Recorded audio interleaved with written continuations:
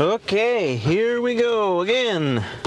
That is becoming my catchphrase. The more I watch these things, the more I realize that I have a catchphrase and that is it. Which I'm fine with having a catchphrase because it, I don't know, it's a cool part of being in entertainment, I guess. You get catchphrases, and like I think about people like Mr. Rogers, and he's such a quotable person, and you hear like welcome to this neighborhood, or won't you be my neighbor, or some of the silly things that he said, but because he said it every episode, it's impactful. And so here we go again might be just a weird little phrase that no one thinks anything of, but if I ever become popular, then like that's the kind of stuff people would put on a t-shirt.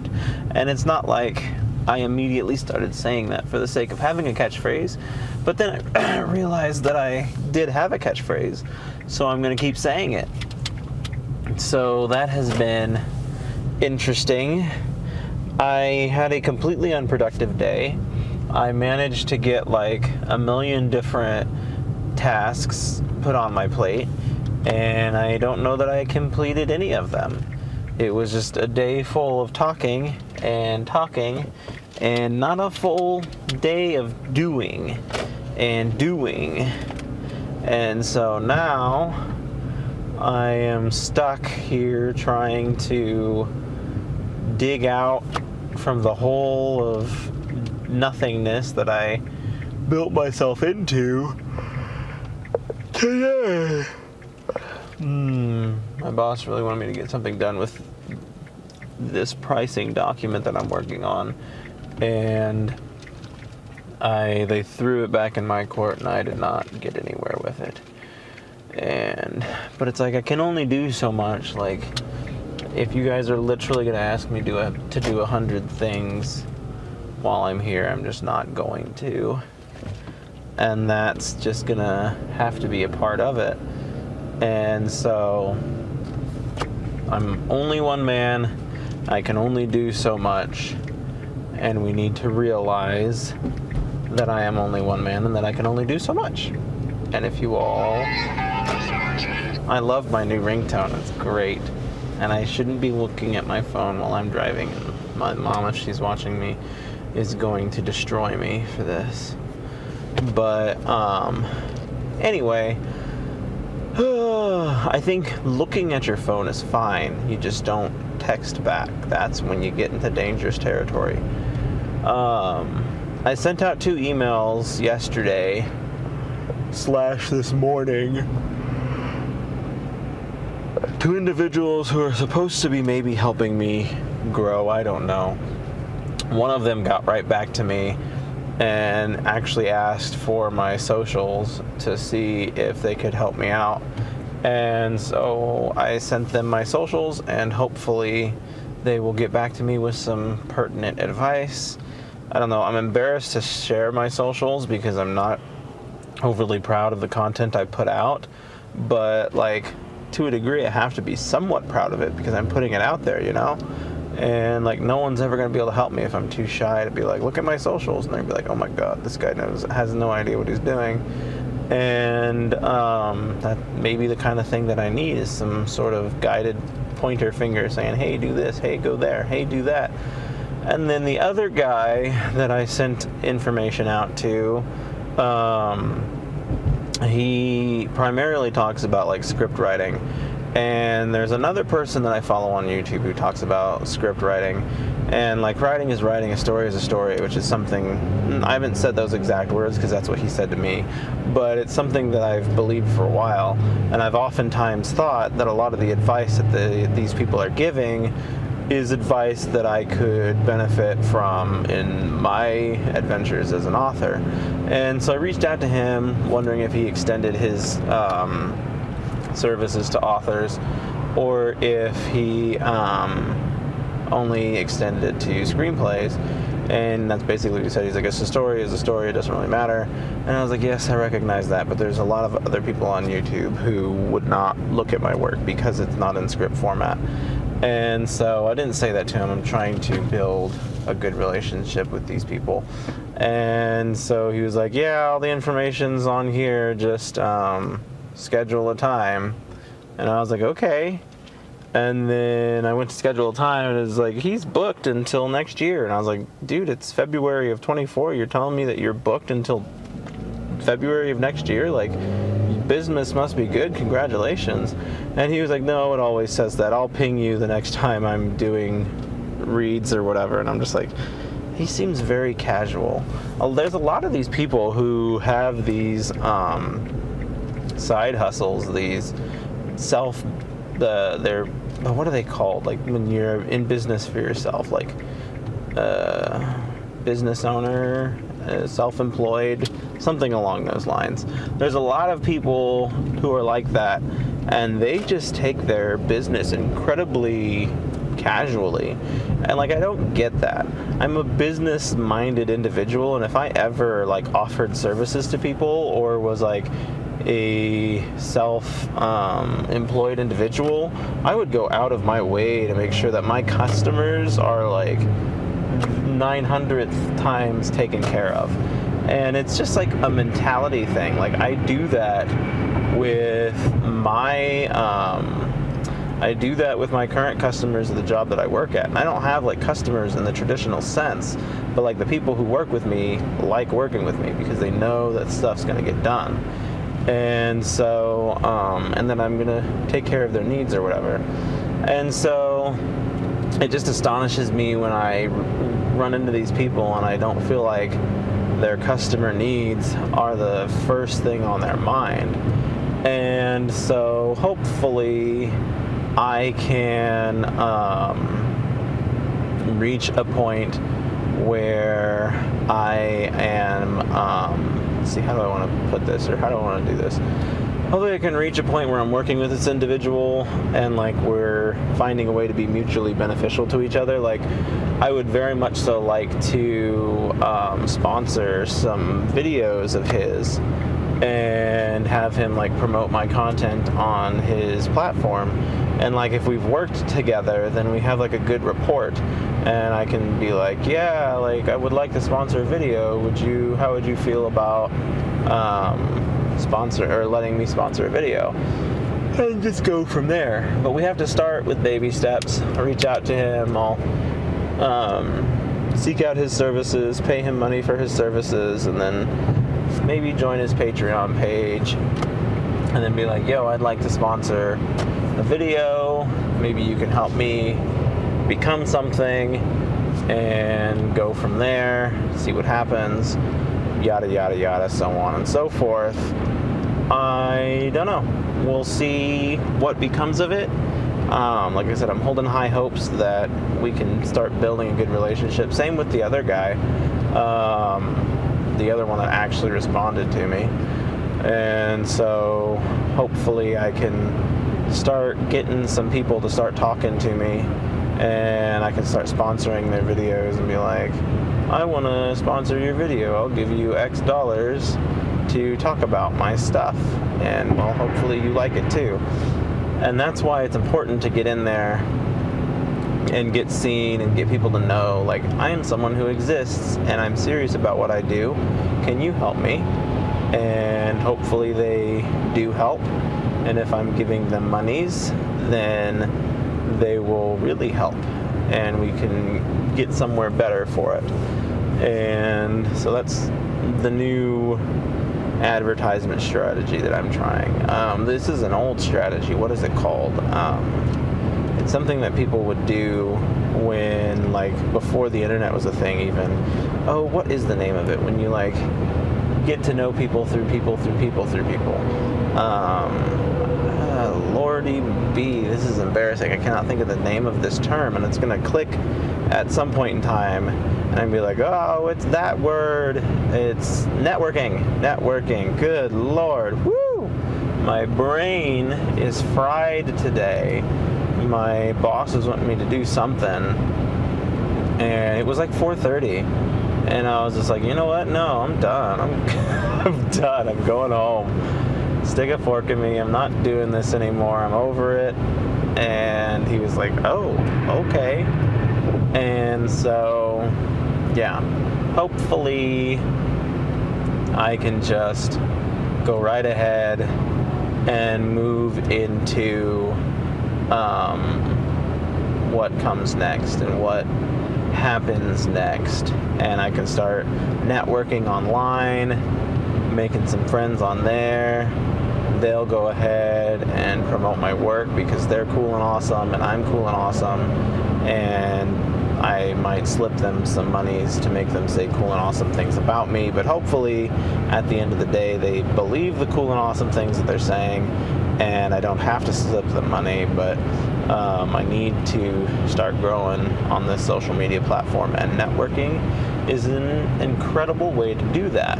This person in front of me is slowing way down, and so I am going to move over as well because I ain't got time for you.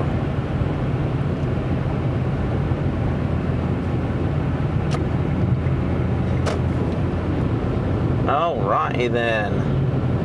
I want to be able to breathe. And so, at any rate, hopefully I have been able to see my advertisement on the billboard every morning that I have left for work today, which feels honestly incredible. And so hopefully I can keep that pattern up. I'm still waiting for somebody to notice that I'm on the billboard, and I have a feeling it's going to be like my niece or something. Like, I have a strong feeling they're going to be going out of town somewhere, and my niece is going to be the one to notice that I'm on the billboard. And although I'm fine with that, I think that still would be pretty funny that none of the drivers in my family are the ones who notice it. It's them. Be like, oh my gosh, he's on the billboard, and that would be funny. So yeah, we'll see. The game is still on. If I had like a major audience, I would place bets on who in my family is going to be the first to see this billboard. But to the same end, like, if I post this, my family's going to see it, and then they're going to be like, oh my gosh, I know that he's got a billboard in town somewhere, now I got to go find it. But like, this would be a fun thing, like a little game to play with my followers, like who in my family is going to be the first one to notice this billboard. And we'll take a poll, and we'll see who's right and who's wrong, and who's wrong and who's right. I want to get home. I have like a irritated head right now. It's not quite a headache right now, but it's getting to be somewhere. But most importantly, I want to be able to finish this book that I've said all I need is a day's time to finish it. And so I should be able to finish it tomorrow or today. And then tomorrow I've got a friend coming over, and Saturday I've got a family thing going on. I still have no idea what I'm going to serve at this family thing. I should really figure that out, because it's tomorrow and I still have no idea what I'm making. And I probably need to get like drinks and stuff to serve at this get together. Everybody was saying that it was going to be a casual thing, which is it only goes so far in my family. Like, casual things don't really happen. Like, anytime we have a get together, there's always food and there's always a good time. And I don't host very often, so I don't want to disappoint everybody and be like, oh, he hosted and he didn't have anything. He didn't have any food, he didn't have any snacks, he didn't have anything. So I'm gonna have to go to the store at some point in time and get something. I need to figure out what I'm making is the biggest crutch here. Like, I don't even know what I'm gonna make for this event. I'm just I've been spinning my wheels with ideas, and maybe if I finish my the thing that I'm working on, if I finish my book in time, then I'll go ahead and go to the store and get something while I'm still out and doing stuff.